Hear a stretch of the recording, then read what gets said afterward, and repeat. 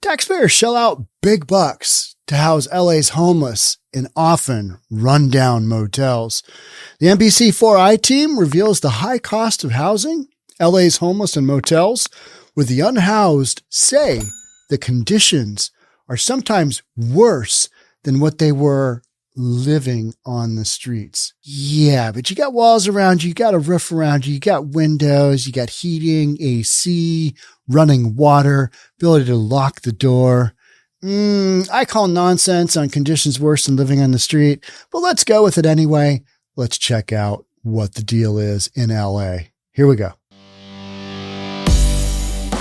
After spending years living in a tent in an encampment on 3rd Street in Venice, City of Los Angeles moved Kitty Plant and her boyfriend Thomas Schacht into a motel last January with the promise of finding them a permanent apartment.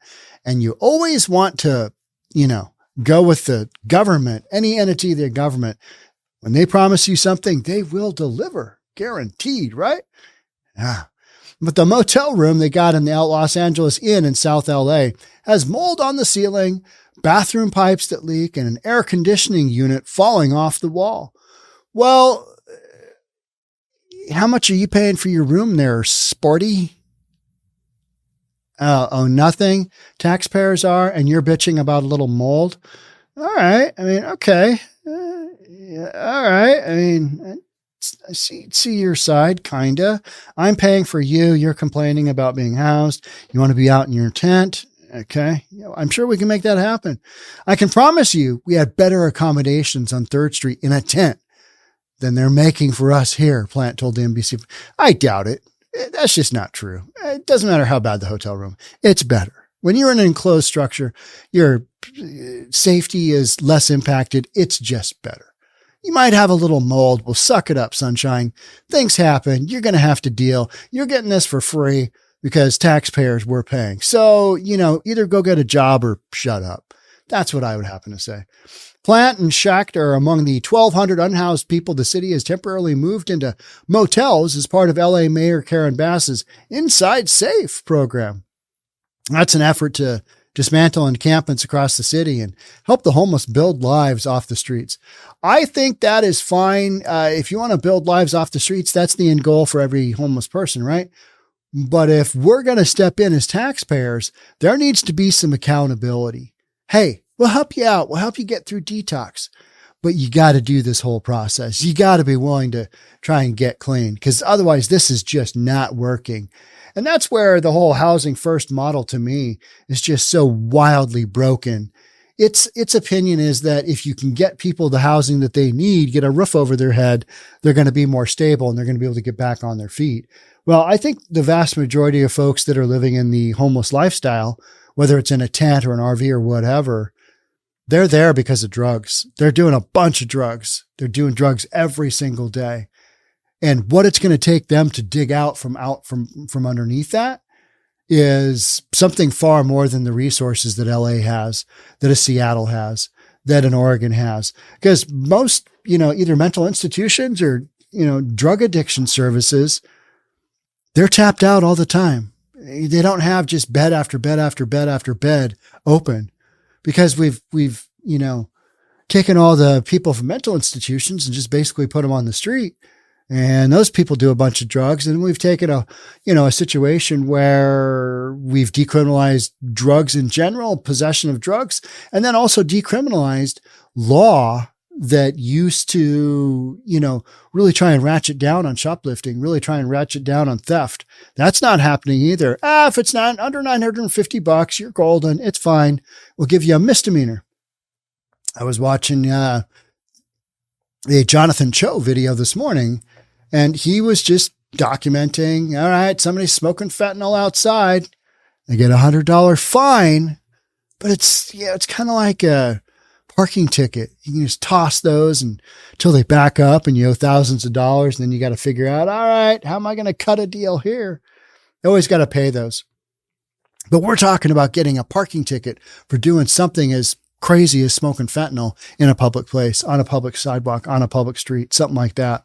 The city of LA is paying millions of dollars each week to house the homeless in motels. That's one of those things where I've always like, no, You don't put them into hotels. I mean, if it's part of some program, yeah, but just to get them off the streets, you're going to have the taxpayers pick up a bill on an expensive hotel room.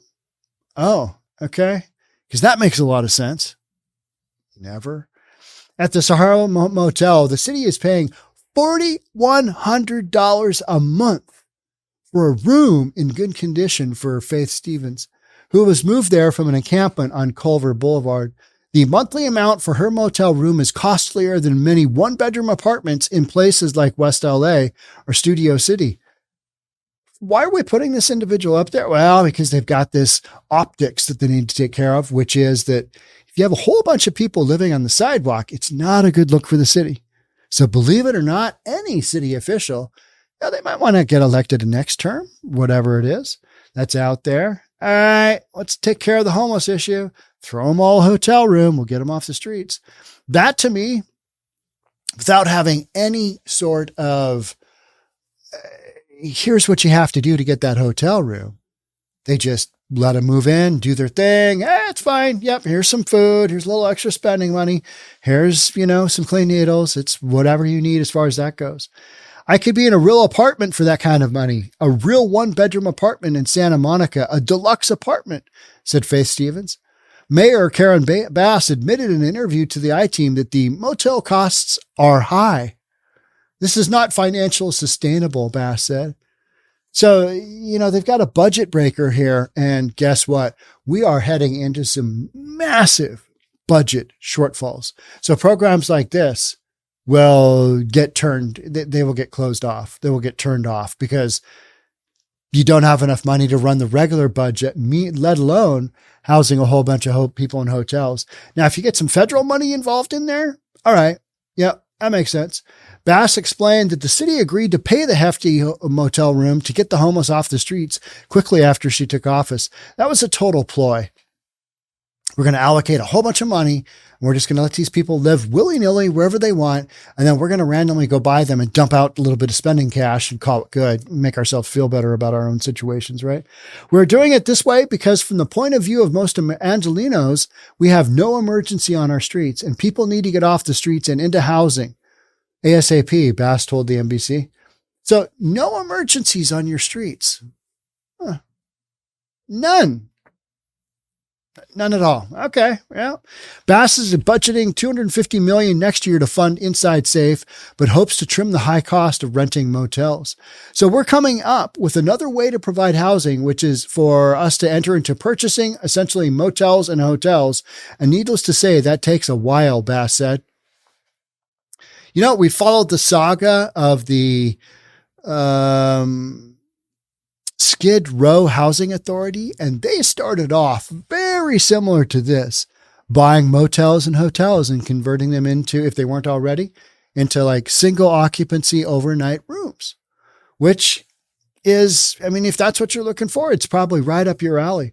But what we're not saying is that they're typically housing folks in these kinds of hotels that are on drugs, living in tents on the sidewalk. And in order to make those optics look better, they're just going to stick people in a hotel room. And maybe it's a crappy hotel room. Maybe it's a 1-star hotel room, but it's still a whole lot better than being in a tent where just a quick slip of the knife into your tent just cuts it open and you reach in and steal whatever you want.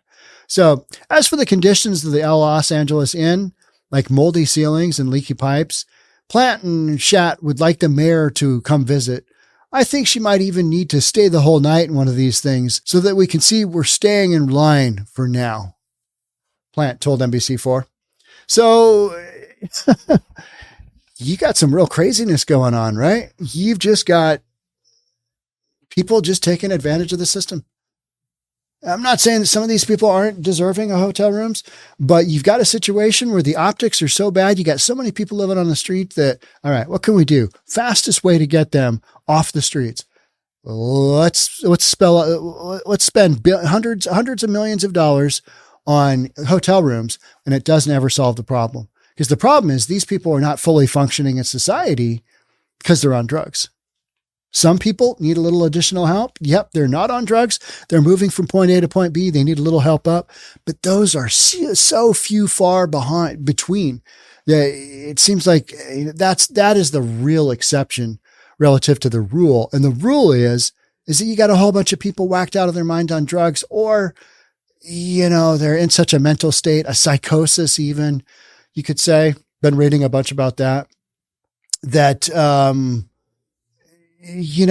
moving people inside isn't going to help. You got the same exact problems in there. You got the same, emotional issues in there as out on the streets.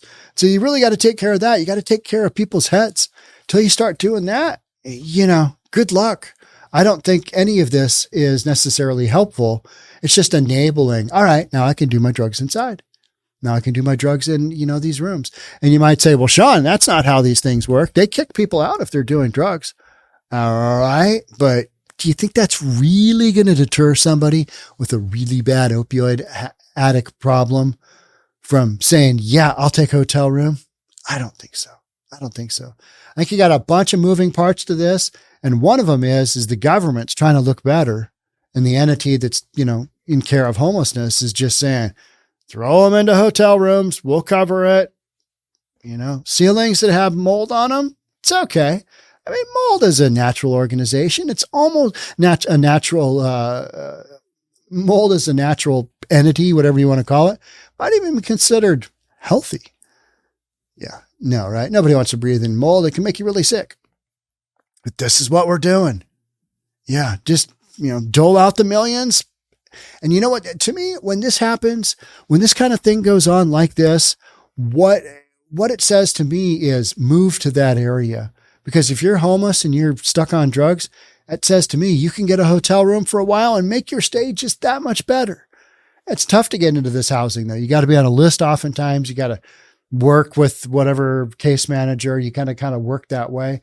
But when you hear about people getting hotel rooms, and if you're already homeless, you're going to be more inclined to go to that city or town than you are to one where there's just no resources dedicated except for the bare minimum.